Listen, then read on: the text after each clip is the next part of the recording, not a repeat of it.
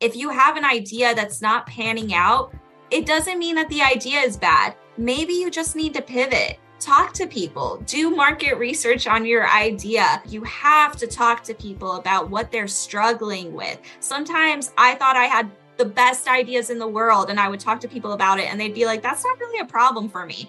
Now you know that that's not what you have to work on, but now you have infinite possibilities to pivot. If I gave up after someone told me that wasn't a good idea, but this is what was, I'd be so disappointed in myself. You got to keep going. Like, that's life. You're going to get knocked down, but you have to learn that you got to pick yourself up again and keep going because there's no alternative. Hi, this is Hannah Williams from Salary Transparent Street, and you're listening to the Dreams and Drive podcast. Hey, Dream Drivers, welcome to episode 338, and I can't wait for you all to hear today's guest, Hannah Williams, share her journey of how she built her thriving brand, Salary Transparent Street. But first, here's a quick word from one of our sponsors. Have you thought about your car personality? What's your vibe? Do you like the classic fully gas-powered engine? Are you a best of both worlds type, driving on battery power while keeping gas on reserve just in case? Or are you more inclined to choose a convenient hybrid ride? Whichever your vibe, there's a Hyundai Tucson to match and powertrain to get you there. Hyundai's 2023 Tucson lineup pairs the tech you want with sleek and stylish designs. They paid attention to all of the details, the seats, the dash, the available panoramic roof, you name it, Hyundai thought of it, all while making sure each trim has enough room to hold space for your grocery runs, festival nights, and tailgates. Okay, Hyundai, when it comes to your journey, Hyundai is there for every mile. Visit HyundaiUSA.com to learn more about the 2023 Hyundai Tucson. The 2023 Hyundai Tucson plug-in hybrid is only sold in California, Colorado, Connecticut, Maine, Massachusetts, Maryland, New Jersey, New York, Oregon, Rhode Island, and Vermont. So have you ever been scrolling on TikTok or maybe even Instagram and come across a video of a woman who approaches a stranger on the street and asks them, what do they do and how much do they make? If so, you've probably seen Salary Transparent Street videos that are run by 25-year-old content creator Hannah Williams. And in her videos, Hannah is tackling the major issue of salary transparency, right? She's trying to encourage strangers to share what they do and how much they make in order to help combat discriminatory tendencies in employment and help close pay gaps that affect women, people of color, workers with disabilities, and the LGBTQ plus community. And honestly, if you're just a person like me, it's really interesting to just see the wide variety of how much people are making and what they do. I've learned about so many different types of careers, so many things that you probably wouldn't know if people weren't openly talking about what they're making. I wanted to talk to Hannah because I'm really interested in how she was able to build her brand so quickly. She started in January 2022, and in just a year, the brand has really grown. She has over 1 million followers on TikTok. She's amassed over $500,000 in brand partnerships and just has really taken the idea of putting a dream into drive to the max. Some of the things that we talk about in this episode include the plan that she had for her life, or she thought she had, that never panned out, how she went through 5 jobs in just 2.5 years, the recipe for success that she realized after building Salary Transparent Street, the advantage of what it means to be first to market, why social media is not that easy, so don't let people fool you, how to keep momentum going. Hannah's story really hits on what to do when you feel like giving up and why it's really important to believe in yourself and to keep going and to not be afraid to pivot, because in the pivot, there always is an answer and there always is a blessing. If this is your first time listening to Dreams and Drive, make sure that you are following us across the board on social media. And if you want to join our email newsletter, The Keys, and get weekly updates delivered right to your inbox, just go to dreamsanddrive.com/join. That's dreamsanddrive.com/join. All right, let's hear from Hannah.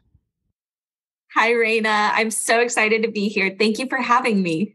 Is this your first time? I know you're like a video queen, but is this your first time, doing a podcast episode? It's not, but it does not get easier for me. I'm so uncomfortable on the other end of this mic doing like interviews. I'm like, can I ask the questions? No, that's how I feel too. But hopefully today you will feel very comfortable and, this hour will pass by very quickly. I'm certain. I love to start our interviews going back in time. And I think it's really important for us to reflect on who we were as children.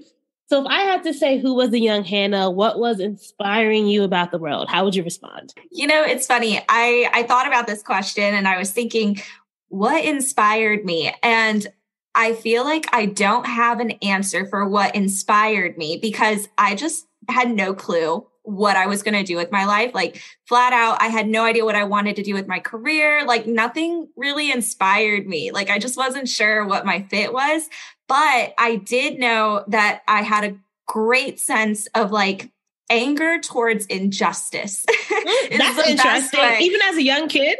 Even as a young kid, I was not a troublemaker, but I was the type to always ask like, why? And like stand up for people and myself. And that got me in trouble. Like I was not afraid to use my voice. There were some kids in my class that would get bullied and I would call them out. I'd be like, why are you being mean? And then I would be the one that got bullied and made fun of. But I was like, this sense of injustice, I know I've had that since I was a kid. And so like just not being afraid to like stand up to things that I thought were wrong has always been something that I've had. And so I think that has kind of contributed to where I'm at now in my career. Well, that makes a lot of sense. Yeah. So I had no idea what inspired me, but I knew that I wasn't afraid to call out wrong and do something about it. So here we are. So tell me, where did you grow up again? Where in the USA were you located?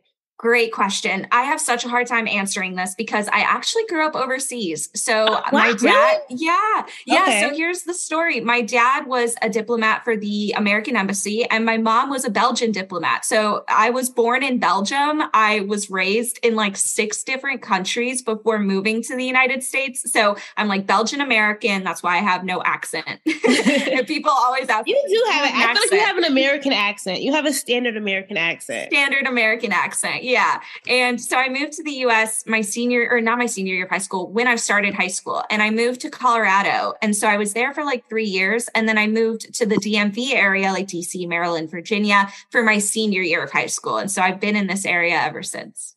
Was there anything about coming to live in the United States full time that was startling to you as someone who lived overseas? Oh my God, so many things. But I can tell you that it's something I really wanted. I kind of struggled with like always moving around a lot. Like I moved every 2 to 3 years my entire life. And I think that I got kind of tired of that as I got older, especially as I got to high school. I was like, I don't want to be the new kid anymore. I'm tired of it. It's not fun. And so when we moved to the States, I was so excited to finally feel like I was home, and that I would make a home base for myself. But it was really hard to acclimate. Like I wore different clothes from the kids in school. Like I remember I had like these boot cut jeans and that was when skinny jeans were in. And oh my God, I got bullied mercifully for it. And so I learned very quickly that like clothes were different. People talked different. Like they had slang that I didn't know. Like everything I learned from American culture, I learned from TV. So I thought it was going to be like Friends when I got here and it wasn't. I hear that a lot. I hear that a lot, that people sometimes they look at the TV to think that that's how life really is. So let's talk a little bit about, post high school, going into college. Did you have this plan? Because I know a lot of us go into college thinking, I'm going to do this. And then life happens and it either pans out or it doesn't. How was that for you? Oh my God, it was a mess. I will try. I love this already. Tell us the truth. For sure. I am so excited to share it because I feel like if I had heard my story at my age from someone else, it would have helped a lot. And so I'm so happy to share it. I had a lot of ups and downs in figuring out what I wanted to do. Like I told you, I had no idea what I wanted to do growing up. And so when I got to college, I was still kind of in the same boat. I was like, what am I going to do? Changed my major like 5 times my freshman year. Like I went from I thought I wanted to be an athletic trainer because I loved sports. And I was like, oh, I get to like be in sports, but I'm not good enough to be an athlete. So like I can still be in the environment. figured out that I was terrible at anatomy and like anything was science. And I was like, that's something you need. So I dropped out of that, thought I wanted to go into IT and computer science. That wasn't a good fit for me. And so I finally settled on like business, but something really general. And I went to community college, actually. After I graduated high school, I got a full ride at my local community college. So my parents were like, you kind of don't have a choice. Like you're going to community because you have to save money. Where the money talks, right? Yeah. At the time, I was like devastated. I thought like my life was over. All my friends were going to 4-year schools, but now I look back and I'm like, I made the right choice. I saved so much money. And so I graduated and I thought I was going to work in sports. So I started doing all these internships in sports management and marketing. Like I worked with the Commanders, the Redskins at the time. I worked with the Nationals. I worked with the Wizards. And then I transferred to Georgetown to finish out my bachelor's degree. And the reason I went was because they have a huge sports management program. So I was like, I'm definitely going to get a job in sports after I graduate. It's like signed, sealed, delivered. It's good for me. Went there. Within my first year, I realized that I just didn't want to do sports anymore. Like I didn't like the hours I was working because when you work in sports, you don't have a weekend and you don't have like an after hour either, because if you have a late game, you have to be there and you have to be hours before the game starts. So like whenever I was working games, I loved it, but I was like, I don't have a social life at all. And I wanted, some balance. So I just realized the pay was bad. The environment was bad. It was not for me. So I was kind of stuck. I was like, great, I went to this school to do this. What am I going to do next? I got bit by the entrepreneurship bug next. Can I ask you a question though, before you talk about entrepreneurship?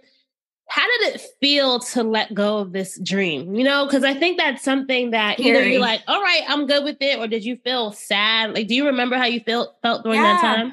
I felt really sad. I was really crushed, honestly, because like I grew up loving sports, like, and I made it my personality almost. I made it my life was sports. And when I decided that I wanted to switch out of it, I was like, what was all the work that I've done for the past like 5 years? It felt like worth. Like I just felt like I was throwing away so much time and energy and time I had put outside of my life to do this, like my unpaid internships and everything. I felt like I'd lost a lot of time and money, but you got to keep going. Like that's life. You're going to get knocked down, but you have to learn that you got to pick yourself up again and keep going because there's no alternative. Like exactly. I either drop out of college and I'm in a worse position or I figure out what to do next. And so I found entrepreneurship. Like I realized, I don't know what happened, but I just still in college during this point.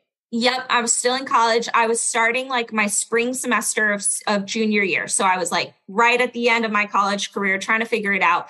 And I had this random idea, like I'm a foodie and in DC, we have a lot of food trucks. And so, I had like my internships and stuff and I would go to food trucks in the city, like in the square. And you wait there for like 30 to 45 minutes sometimes for food. I can't do that. I like food too much. I need my food right then and there. Right? But it was so good. Like the food trucks around here are like top tier and they're made fresh and the food is so good and the people are so great that like it's worth it. But I kept realizing like I'm spending my entire lunch break or my time waiting on this food. Why can't I do something like DoorDash or Uber Eats where like I order ahead and then I go pick it up once it's ready? That way I can plan. And I tried looking for a solution for that and I realized it didn't exist. So I was like, I'm just going to create this app myself. Big mistake. I had no technical experience. I was going to say, didn't you give up on IT and computer science?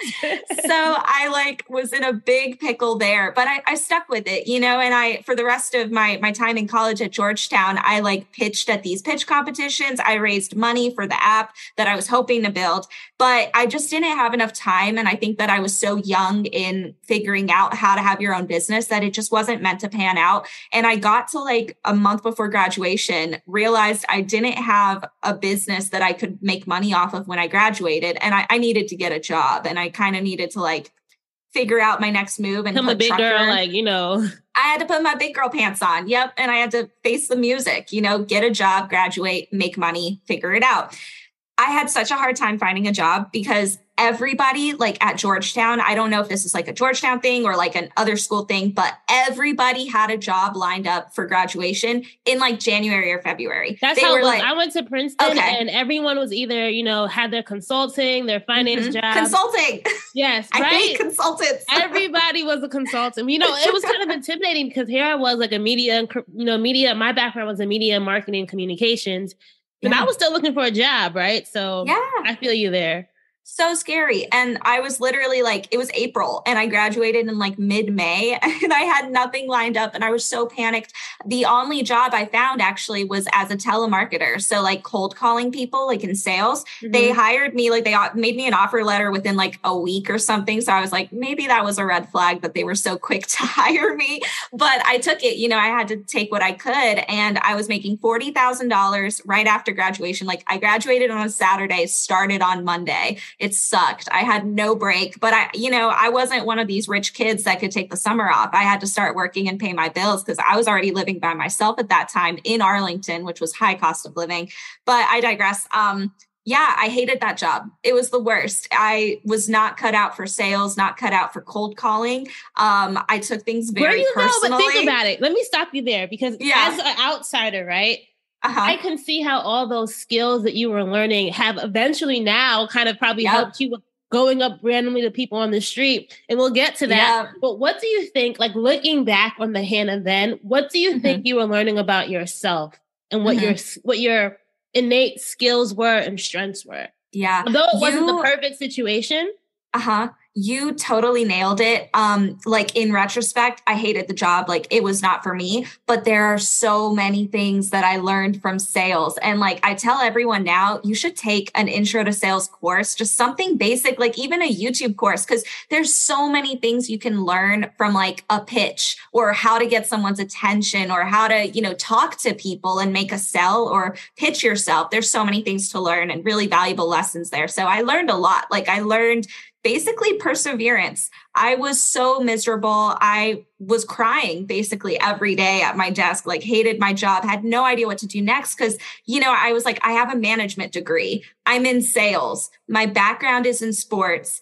Who's going to hire me? Cause I felt like I didn't have anything direct that related well. And so I felt like I was in a pickle, but I really learned at that point, like, how to have perseverance and still strive for something better. Like I didn't ever let myself dwell in my misery. Like I would give myself like a day to, have my sad binge eating moment, and like cry about it. And then the next day I was like, okay, let's put out some job applications. Let's figure it out. And so I kept trying to find another job and really fully by luck. I wish that I had like a good concrete piece of advice here, but it was entirely luck.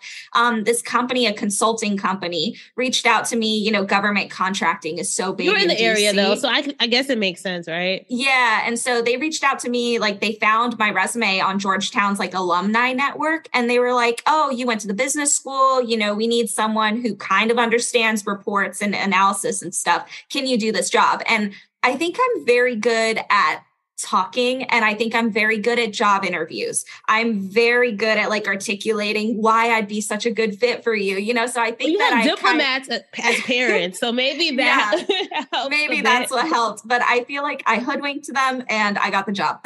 So I transitioned into a career in data analytics. I was like a junior data analyst and I was making $55,000 a year. So, I immediately $15,000 more, right? Exactly. I was like, cha-ching, like this worked. Okay. I'm making more. Now I can start, figuring out how to pay off my debt and stuff.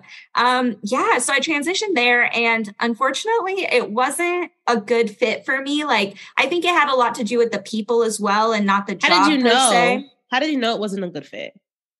I was miserable. I wasn't inspired. I was twiddling my thumbs a lot. Like I felt like they hired me kind of to fill a seat. And that's something that I still to this day kind of get annoyed with, like government contracting, is that I worked with a lot of people that I felt like were just butts filling in seats and like were not worth what they were making. And it frustrated me because I was like, these budgets are so huge, and I'm like, it shouldn't be this you had big. that injustice seed was always inside of you. You couldn't not see the issue. Nailed it. Nailed it. Yep. I have such a strong sense of like battling injustice. It's a problem. And so I was like frustrated by that. And I started getting actually like as soon as I got into data analysis, even though I was a junior analyst, I started getting messages on LinkedIn immediately from people who were hiring for other contracts. And I got like Booz Allen, I got like EY, all these big companies in my DM saying, hey, like, are you interested in this role? I was curious, so I would say yes. I never said no to an interview, no matter whether or not I was interested or not. I wanted to hear kind of what they were offering and if it would be a good fit, because I wasn't sure that I loved what I did now. Like I wasn't sure what my path was forward in that company. So I was like, let me explore. And sure enough, like I talked to Booz Allen and they made me an offer for like $72,000. And so I went to my company and I was like, hey, I got an offer for 72. Like I would stay here if you guys matched it. Like, what can we do? And they brought it up to, I think like 62 or something. And I accepted it, but then I ended up leaving like a month or so later. So now whenever people tell me like, should I leverage another offer? I'm like, don't, unless you really want to stay at that company. Because if you're just going to stay for a money increase, like at that company, but you're unhappy with the job, you're still going to leave in a couple months and they're going to be kind of mad at you. So you had, I think they were a little upset. At least for a month, you got to pay and those two paychecks, something, a little bit higher. Yeah. So at this point though, so you were at this point, how many years out of college were you? Cartier, Rolex, Gucci, Prada, Jordan, Adidas, Bottega, Veneta. At eBay, it's real or it's getting the fake out. eBay's team of luxury authenticators are making sure you never get faked over again. Watches inspected by watch aficionados, sneakers checked by legit sneakerheads, handbags examined by handbag connoisseurs, and jewelry in the scopes of expert gemologists. These authenticators are leaders in their field with meticulous eyes, making sure your piece arrives as authentic as your style and worthy of your collection. As experts, they know the true difference between a real and a fake. Real carries that rare, distinguished feel, the weight of pure platinum, exquisite scent of Togo leather, the tight stitching on a pair of dunks, the brilliance of real diamonds. So rest assured, your Rolex moves just like a Rolex should, and that colorway on your Jordan Royals will always be on point. The details inspected, the fakes rejected. Ensure your next purchase is the real deal with eBay's authenticity guarantee. Everyone deserves real. Visit ebay.com for terms. Buying your first home can be overwhelming. What is that guy called that's going to give us the money? Who do we talk to next? I'm Nadeska Alexis, and I'm sitting down with real people to talk about their essential home buying questions, and I'm asking some of the top real estate experts in the country to weigh in. Purchasing a home is not a process of selection. It is a process of elimination. Get an insider's view into buying your first home by tuning into Beginner to Buyer on wherever you get your podcasts. I was not even a year out of college. I was yeah. Oh, girl, I have a whole job hopping story to tell you. I had 5 jobs in like 2.5 years up until I just quit. Yes. 1,000% yes. I would do it again in a heartbeat. And like, I'm such an advocate for job hopping today because like, I keep telling people if you're unhappy where you're at and you cannot fix it, like if money's not going to fix it, if you don't see what your clear path is ahead at the company, or there's no way to shift, or move into a different department, don't stay. You're just going to lose your time and be miserable. Always do what's best for you. Always. That's so important. I think so many of us sometimes have this false sense of loyalty, right? Like we become friends with coworkers. Like if you really like the work that you're doing, but not the place you're doing it at, you're like, but I'm here for the work, right? Yeah. What would you say to that person? It's BS. It's literally, it's almost like the way I see it is it's bad to have like really close work friends, even though it's a good thing, right? It makes it hard to leave because the number one reason I think people like their jobs and stay at their jobs is people, not the job itself. It's because they like who they work with or they don't want to like disappoint anyone. But loyalty to a company is make-believe. It's not real. It's the same way that they don't have loyalty to you. It's at-will employment. They can fire you for any reason at any time. And you should also be able to make the choice that's best for you. Sure, you can like the people you work with, but liking what you do and feeling a sense of fulfillment for that and also making enough to survive is the most important, not your work besties. Yeah, no, that's really important. Thank you for mentioning that. At this point, though, did you ever have an inkling inside of you to do something else, to pursue a passion outside of work? How did that, how was that fire either igniting or you were kind of quelling it? How did that? Yeah. So it started in college. Like when I got bit by the entrepreneurship bug, I knew immediately then that, and I would tell my parents this all the time, I don't want to work in a cubicle. I don't want to work in a 9-to-5. I have no idea what I want to do, but I know that I don't want those two things. And then sure enough, like when I graduated, those were all my jobs. It was a cubicle and a 9-to-5 until COVID hit. And then it was my couch. But I knew that I always wanted to have my own business. Like I just didn't know what it was. And I feel so sorry for my fiance. God bless him, because I swear, I kid you not, I had like a different business idea every week. And like every week it was the new thing that was going to make us rich. And like we could quit our jobs and this is how it was going to work. None of them worked out. And I can tell you, I probably started them. You were starting the idea. Yeah. I have like 10 Instagram accounts still that are like empty, but I took the name, I saved the username before it because I was like, I need it now before it goes viral and stuff. And yeah, like I had so many different businesses. Each one I put so much energy into, and then it wouldn't pan out. Like I had an idea for frozen dog treats. And then I was like, it's a whole thing to make that and manufacture it. I don't have the time. I had a whole thing. I tried to do a crowdfunding venture capital company called Estrogen Capital to bring like money to women and small businesses. And that was a whole thing. I was like, that's the name, though. That was a pretty dope name.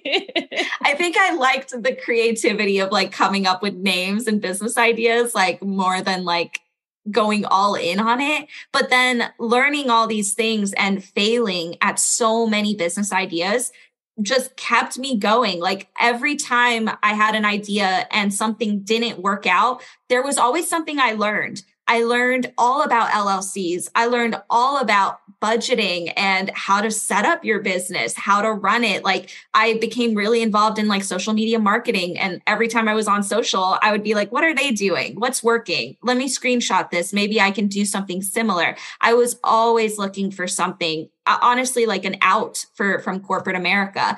And I never gave up on that. So funny enough, like what I thought was going to be the game changer for me was my personal account called Stocks and Squats, which is what I started this year, like in February. And I made a video about like all my jobs and how much I made at each one. That went viral. And that inspired me to start STS. And when I did STS, I thought it was going to be like minimal. Like I was like, oh, I'll put it on my personal account. I'll do one video and it'll do well. I created the STS like separate account. And I'm so glad I did, because that immediately like put everything in one place instead of like two. And when it went viral on STS, like hugely viral, I knew that was it. Like I was like, ooh, I did it. I found that piece. And within a month I quit my job. So let's pause there, right? Let's go back. We're going to go into STS, but I want to just set up the mindset. From what I hear is you had this innate belief in yourself, right? Because I think that you have to believe in order to keep failing, right? Like you fail, like, okay, but I can still do it. And I think to be a dream driver, right? I think that's a very important quality. How do you think, like, where did that come from? Or do you have tips for people who maybe don't have that yet, right? Because I think that's the one thing that can really, really set you off, right? Yeah. And that's what I hear from your story. Like you really have this strong belief in yourself. Where did that come from? And then what tips would you have for others who are trying to cultivate that? I think the most important thing is surrounding yourself with people who also believe in you.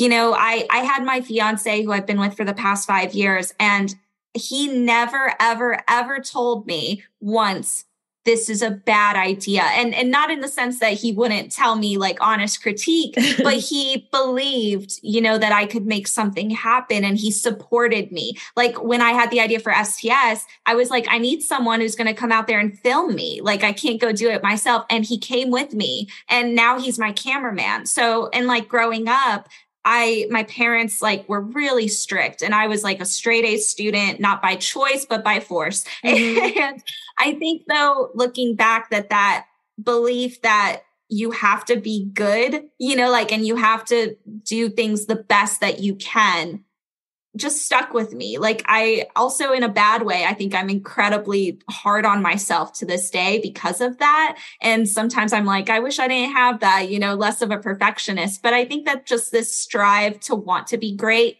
and just having people around you who also support you is huge. I hear you there. So let us go. This is the exciting part. I'm so excited to start talking about this. It's STS, Salary Transparent Street. I call it STS because it's such a mouthful.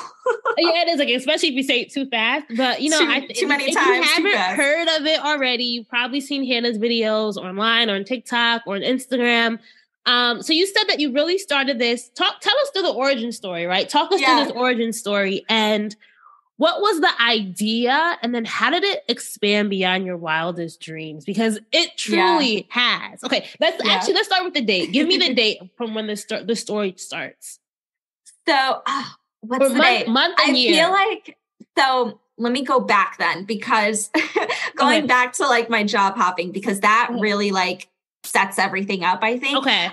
So I was at my fourth job, which was like 2 years after I'd graduated. I was starting my fourth job. I got an offer to be a senior data analyst. So I got like a promotion and they offered me $90,000 from 72 before. I was like, yes, I'll take the 90. So I took the job, was really excited about it. Within a month of starting, they fired my only other colleague on my team. And he was like my lead. So I stepped into the leadership role with like no experience on the contract. And I was immediately leading like 5 different communications teams for their analytics. And I was like overwhelmed, loved what I was doing. And I brought like great value to the client, but I was immediately like, I'm underpaid because I'm working more than 40 hours a week, like easily 50 to 60, and I'm not getting overtime. So this was literally the first time ever that I looked up, how much should I be making? Am I making enough? And so I looked it up, like senior data analyst, Washington, DC area, 2 years of experience. I was underpaid about like $20,000. Like I should have been making in the 6-figure range, and I was at 90. So, in this cost of living where I live, 90 and 6 figures doesn't even go as far as you would think, but it makes a huge difference. And so I put all this research together, brought it to my company, and I was like, hey, can I get a raise? And they ran me around in circles for a little bit and then eventually told me, you can't get a raise until you've been here a year. And even then, we don't give more than 5% at any time. And that was like way less than I was asking. So that was my first experience where I found out I was underpaid. And also I realized I've never negotiated my salary before. I didn't even know you could do that. Like, wow. You don't get taught that in school. You don't have like a career 101 course where they're like, by the way, you can negotiate your salary and here's how you do market research. I had to teach myself that. And so immediately I was like, I'm underpaid. I'm leaving. I did the market research. Did you have anywhere to go? Or you just gonna leave? Yes. So, right. Packed my stuff up and left. No, it took like a good few months. It took me like 4 months before I found my next opportunity. But yeah, like I did an interview and I asked the recruiter, what's the budget for this role? When she asked me, what's your salary requirements? I was like, I'm going to flip it on you. What's the budget? And she told me 115. And so I was like, yep, that's what I'm looking for. That's exactly aligned with me. And I got the job. Like I got 115K. So immediately I validated I was underpaid, and I found out because of market research, and I didn't negotiate my salary. So I was like, there needs to be more conversation about this because I can't be the only one. In my mind, I was like, I started learning about pay gaps, and people getting underpaid. And I was like, I went to Georgetown. I'm a white woman and I was underpaid like $20,000, $30,000. Only imagine for, exactly. Let's say someone who doesn't look like you, another background, right? It's so ridiculous. And I really understood that also there's this power imbalance with employees and employers. If you say are looking for a job like I was, and you're desperate to get out, you're going to be less likely also to negotiate or ask for more because you just want to be a yes person. You don't want them to say no. You want the job. So you're going to like lose out on other things that white men would ask for, And so I just, oh my God, that is so funny. I always tell my friends and I had this like little joke where they're like, what would a white man do? They would ask for the raise. So they would ask for the raise. That's exactly what you have to do. You have to ask yourself, what would a white man do? And do that because that's what's going to get you ahead.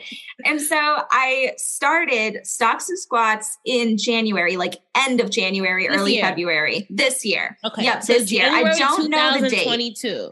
Yep, January 2022.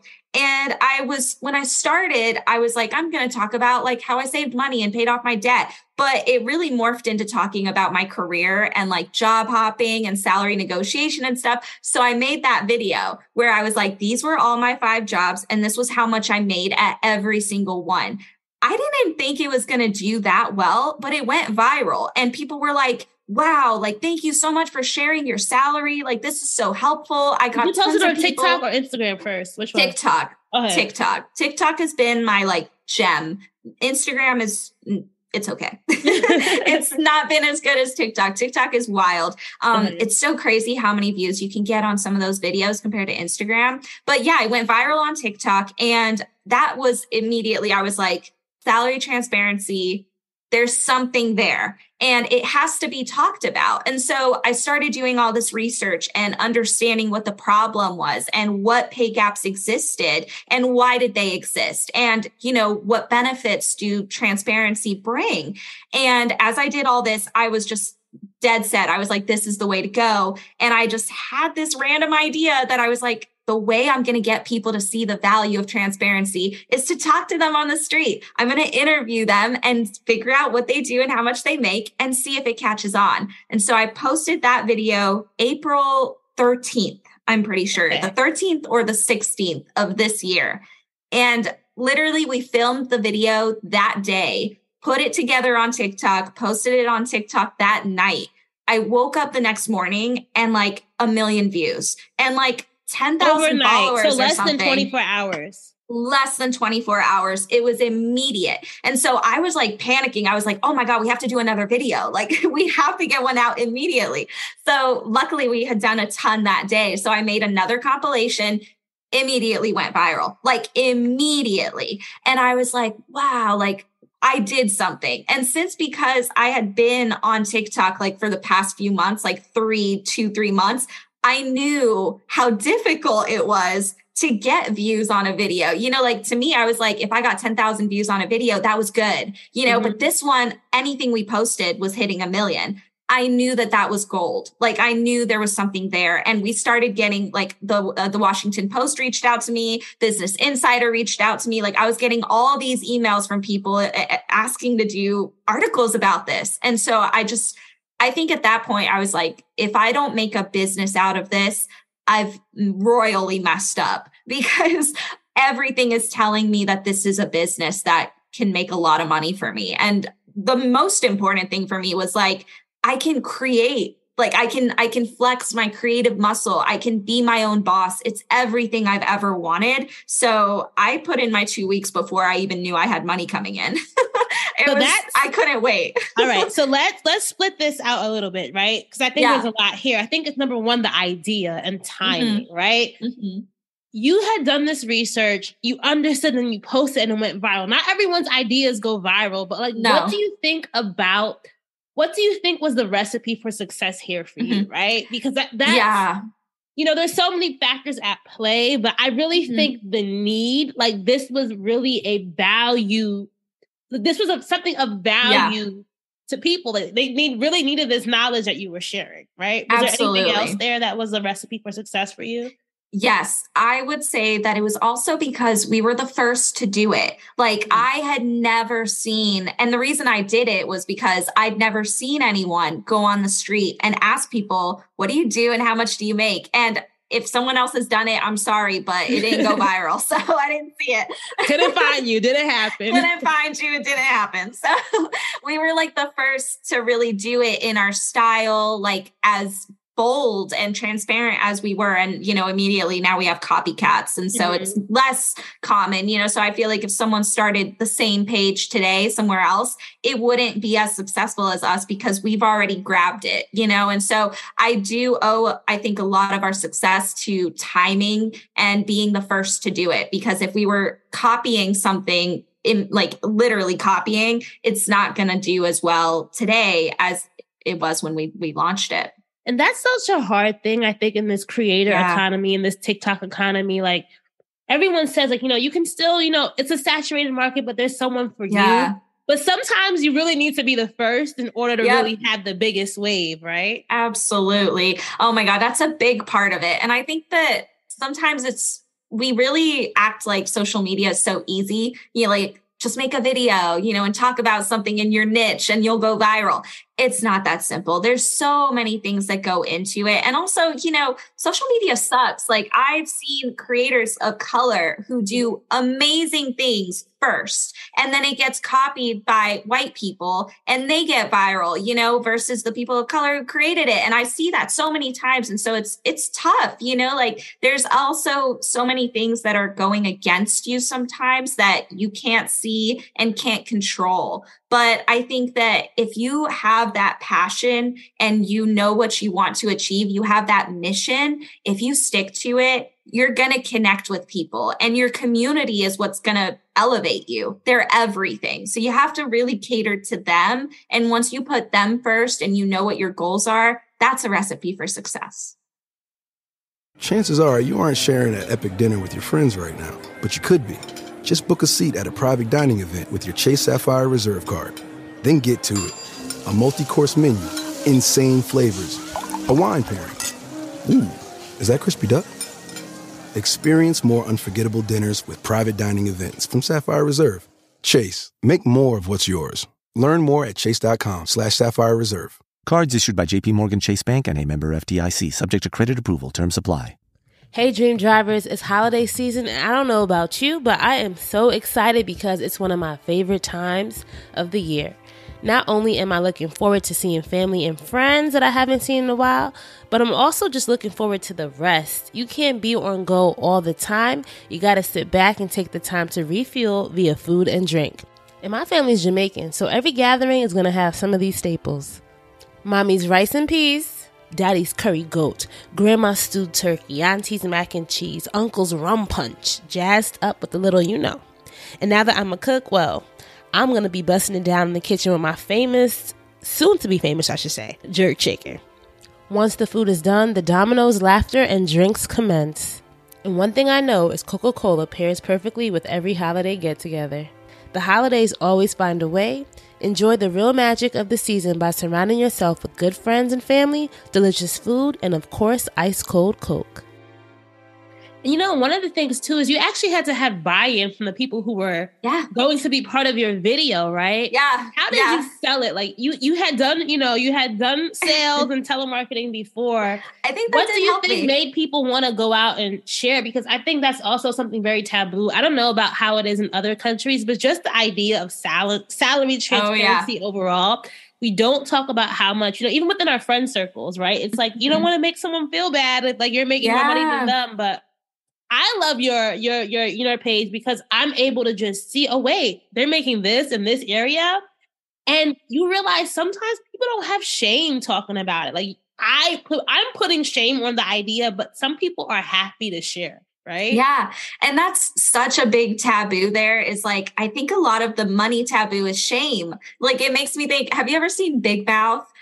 Do you know it's on Netflix. It's so good. It's like a cartoon thing and they have this shame monster who haunts the kids and like talks about their different shames. And I'm like, there needs to be a money shame monster because like, that's the thing. Like shame is so prevalent. Like what I tell people is the people who answer most likely are usually between like 50K to 150K. Like those are the yeses we get to interviews. Okay. Anyone under 50 or over 150, that's where the shame monster comes in. And I think that the people under 50 are embarrassed or worried that, people will judge them or call them dumb or like, there's this shame. And then on the other side, you have the people over 150. And I think that they're the ones who are like, well, I don't want someone on like judging, like whether or not I'm worth that much. And, they also are like gatekeeping. So there's two sides of it where I think there's a lot of emotion that comes through and why it's taboo,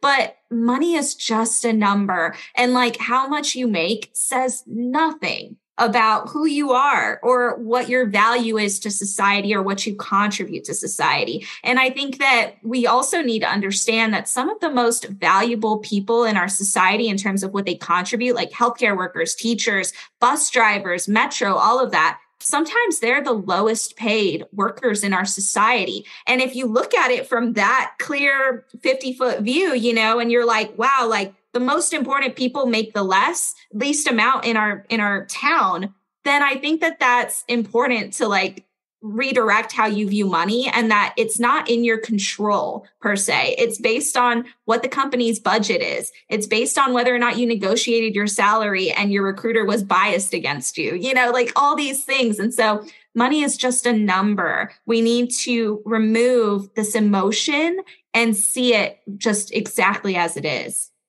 I love that you share that. And I think that's why like having this platform and continuing to share this content is so important. Was there something you were learning about how to keep the momentum going, right? Because you could have 1, 2, 3 viral videos, but what were you thinking from like a content marketing perspective of how you could really use this content to eventually help inform the business part of it? Yeah, it was scary at first because, and I still feel kind of like this, that I'm on a hamster wheel, like the internet never stops. It never goes to sleep. And so I take a lot of creativity from the internet. Like, what am I seeing? What is something that's a trending career that I want to profile? Should I stand outside a hospital and try to get a bunch of healthcare workers? Because that's what it seems people are interested in. So I try to get a lot of knowledge from what's my community talking about? What are the comments saying? What do people want? My community is everything to me. Like I communicate with them directly on Instagram through stories, and I'll ask them all the time, what do you want to see next? What questions do you have? And I just love that they help grow the channel because it's what they want to see. They tell me exactly what they want to see. And so I just listen.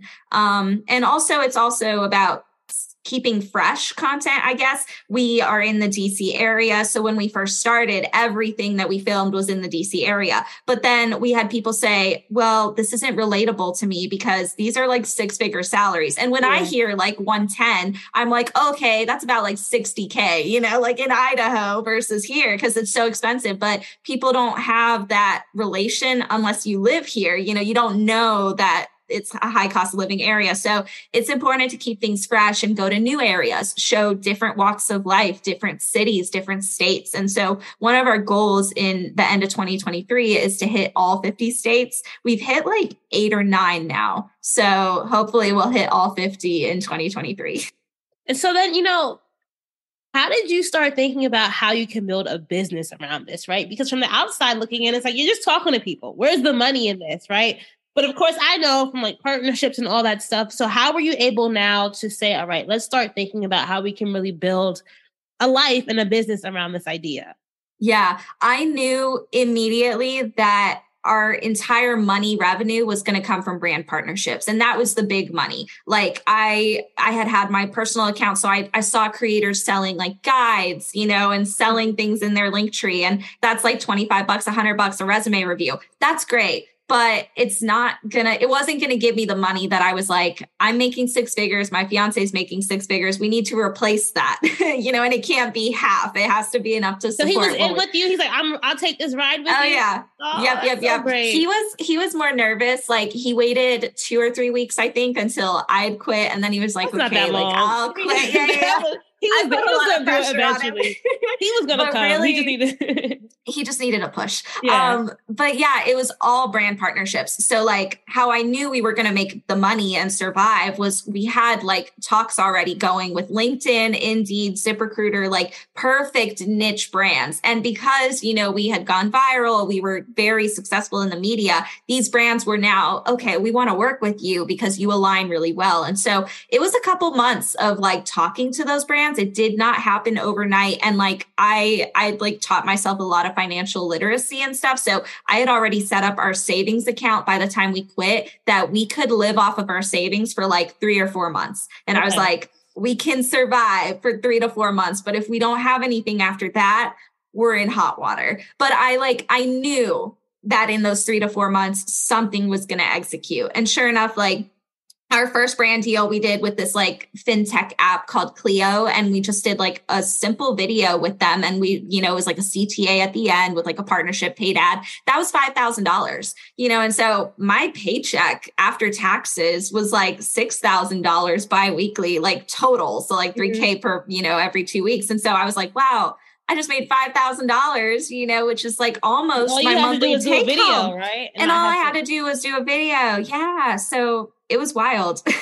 And as we grew, I had some help from some agents to start. They also, I had a company that gave me like $20,000 as an investment to travel, because I was like telling them, I want to travel, but I can't afford that. Like I can keep paying my bills, but I can't dish out $5,000 in travel arrangements. And so they helped with that. And, that made a huge difference for us. And by the time we were in June, I think we signed our Indeed deal. I think that was in June. And that was worth almost like $500,000 for 6 months. And I was like, okay, I made the right choice.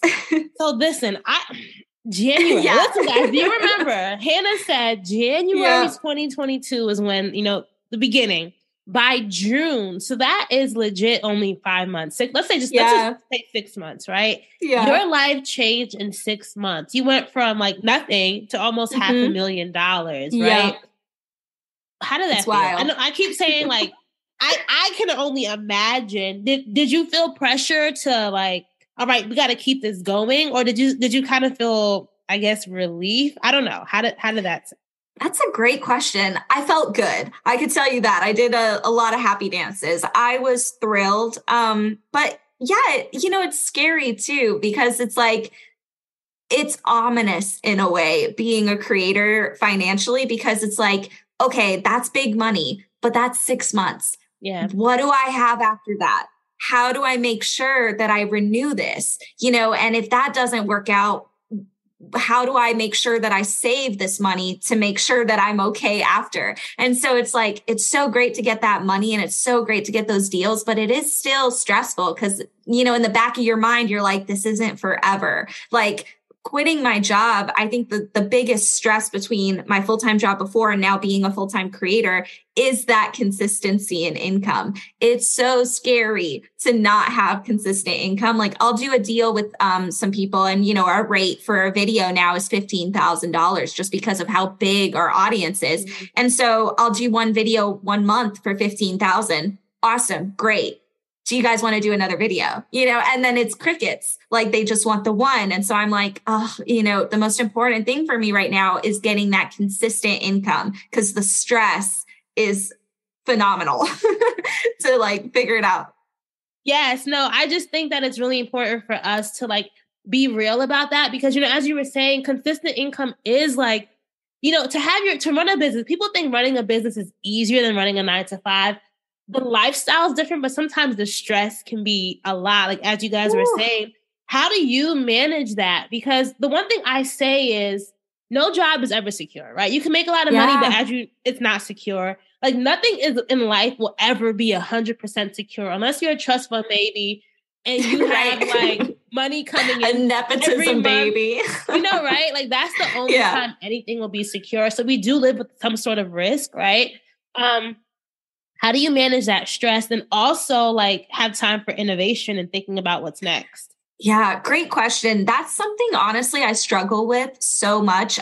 Like my mental health is something that is always a work in progress. And I have anxiety. I struggle a little bit with depression. And so as a creator, that is something that my business is me, my business is my brain. And so when my brain is not cooperating with me, it's incredibly difficult. And so like, I want to stress that, yes, I am making more money than I've ever seen in my life and I'm living my dream, but it comes with its struggles. And sometimes like I do miss my 9 to 5 because it's so easy to just clock in at 9, clock out at 5 and take the weekend off. I have not had a weekend off since I started this. I work 7 days a week and I easily work over 40 hours. So there's a trade-off, right? But managing stress and learning how to manage that anxiety, as you asked, is so key, especially with innovation. Because what I found is sometimes I'm like, I work,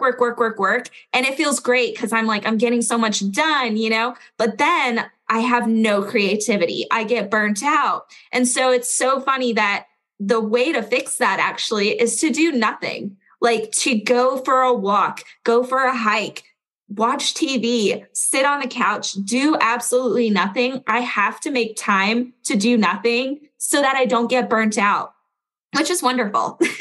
But it's hard because it's always like in the back of my brain, there's always something to do. It never stops. And so that is a really big struggle for me. But I would say to make sure that innovation does not die, find time for yourself, find time away from your phone to do nothing and to just sit with your thoughts and refresh, recharge. And I think that has been hugely paramount for me to keep going, but it's a struggle. I don't have all the right answers, but I think that, as we've gotten bigger too, I just hired an executive assistant like last month. And so I have help now. My fiance helps me. So like having a support system around you is everything.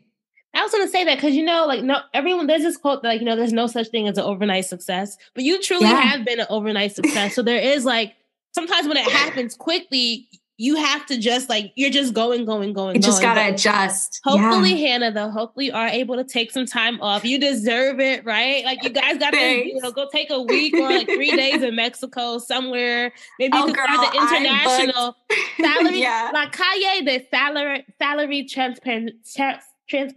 I don't know, whatever, right? You can do I booked a week in the Dominican Republic in January. And I told my assistant, I was like, I'm throwing my phone in the ocean. Don't reach me. Don't throw it in the ocean. Put it in a lockbox or something. Right. But I was like, I'm taking it off. I need the break. And I think it's going to be amazing.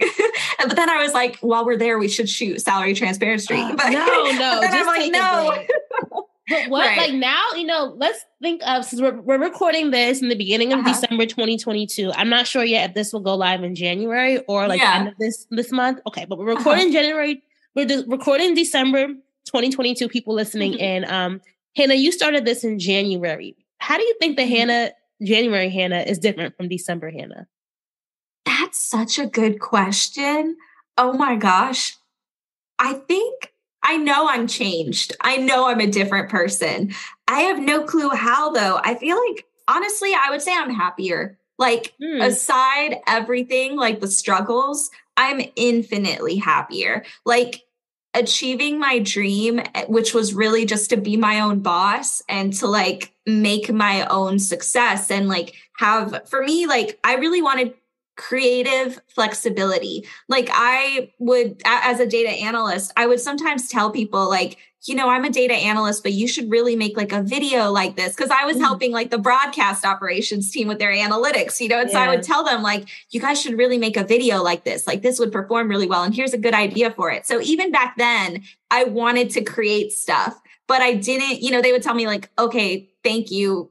Come back later, tell us when our dashboard is ready. They didn't care to hear what I had to say for creativity. So the fact that I get to do that every single day now, I get to direct production, I get to come up with these ideas, I get to create. And there's really, what I love is when you have a job, sometimes it's really hard to get, if you're a person who likes feedback, criticism in a good way, positive, negative, someone who needs feedback, being a creator is a perfect fit for you because you get instant feedback on whether or not your video is good or not, or what your idea was good or not. And so for me, I love getting feedback. I thrive on positive feedback. And so when I do a good video, and I don't know if it's good, but then it goes viral, it's such a good feeling to be that was a good idea. Millions of other people thought so too. I just can't tell you how good that feels. Is there a story or a video that really touched you in some way? There's so many, honestly, every time I leave my house, I run into someone who recognizes me and they'll tell me like, you changed my life or something. And that never gets old. It's so embarrassing, but I get like really emotional. Like I've almost cried in Target a couple times for people like talking to me.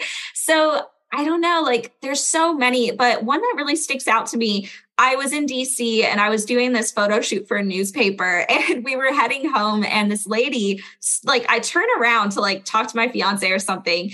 And this girl behind me like looks at me and you can just see like on her face, she's like, oh my God, like I know you. And she just like got very emotional, like telling me about how our videos had impacted her. She actually worked in HR in DEI for a nonprofit.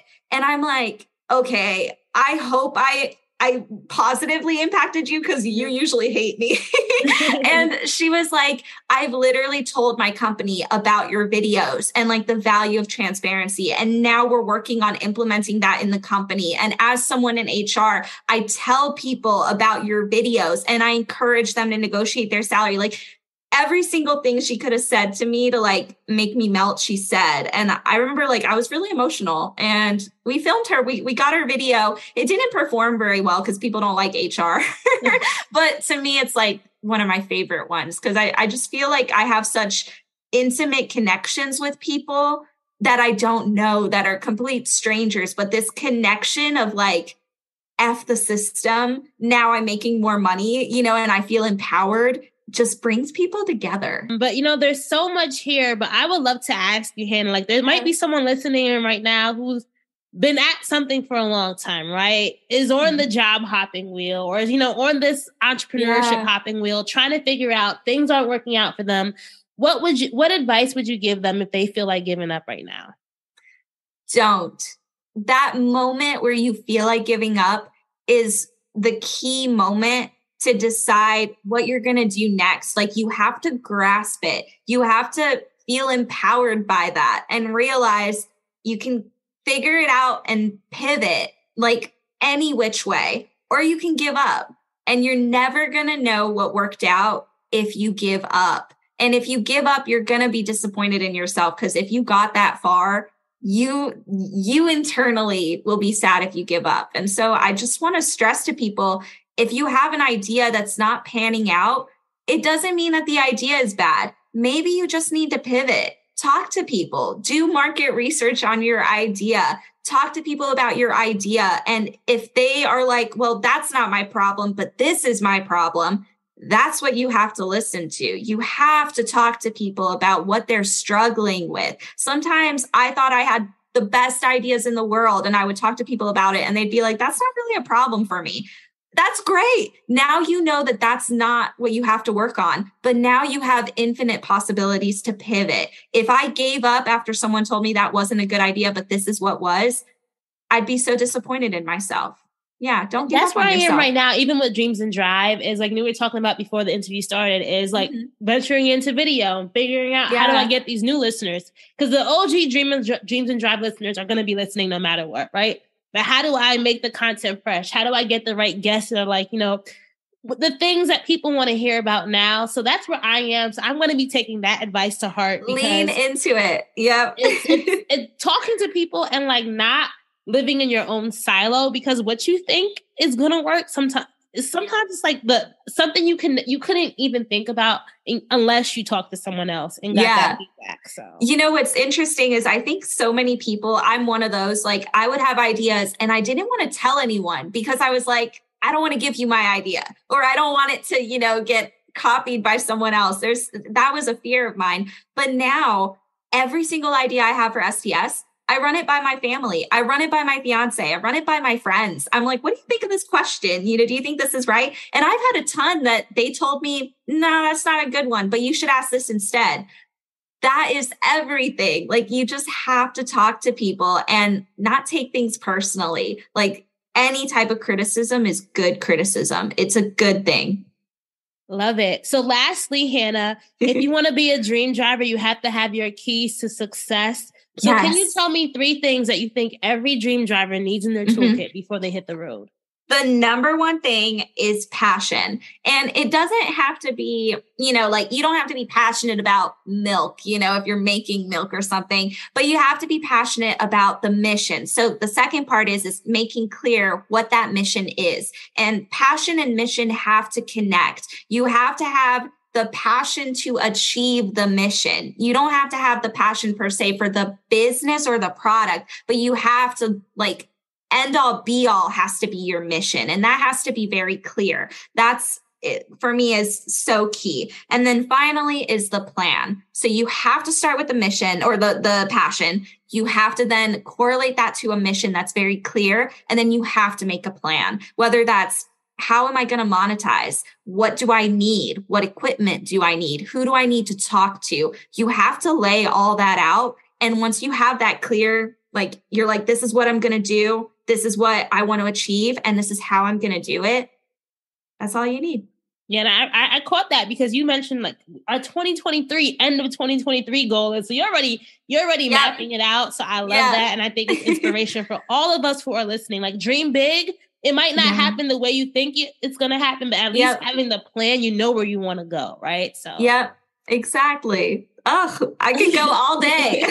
Well, thank you so much, Hannah. Please tell our dream drivers, if they haven't already checked out Salary Transparent Street, where can they find you online? How can they connect further and be a part of your community? Yeah, so you can find Salary Transparent Street anywhere on social media. We're on TikTok, Instagram, YouTube, Facebook, LinkedIn, Twitter, you name it. We're there for you. I wanted to know why some people who get COVID-19 get it so bad. I found out it may be because they have a high risk factor, such as heart disease, diabetes, being overweight, smoking, and asthma. Even if symptoms feel mild, these factors can increase your risk of COVID-19 turning severe. So if you're at high risk and test positive, there are things you can do, like asking your healthcare provider if an authorized oral treatment is right for you. Learn about an option at treatcovid19.com. This message is sponsored by Pfizer. Dancing crew, trip for two, nailed the final interview. Game with Doug, brand new mug. Come here, kid, give me a hug. The more you want to do, the more we want to do. Boosters designed for COVID-19 variants are now available. If you've had your primary series, schedule an updated COVID-19 booster appointment as soon as you're eligible. Sponsored by Pfizer and BioNTech. All right, so that's the wrap for this episode of Dreams and Drive. I hope you enjoyed our guest's dream driving journey as well as listening to their keys to success. If you love this episode, you know what to do. Please make sure that you are following us. We are at Dreams and Drive across social media on Facebook, Twitter, and Instagram. So make sure you're sharing this episode, posting it to your Instagram stories, texting it to a friend, sharing on LinkedIn, wherever you are or online. Just pay this forward and share this with somebody. We really appreciate it. And all the sharing that you do helps us grow our community. If you want to join our email newsletter, The Keys, and get weekly updates delivered to your inbox, just go to dreamsanddrive.com/join. That's dreamsanddrive.com/join. And lastly, if you know somebody who would be great for this show, or if you are someone who would be great for this show, please go to dreamsanddrive.com/pitch. I'm always accepting new guests. I'm always accepting new pitches. So I love to see those pitch requests coming in. Keep dreaming, keep driving, and we'll chat again in the next episode. Bye, guys.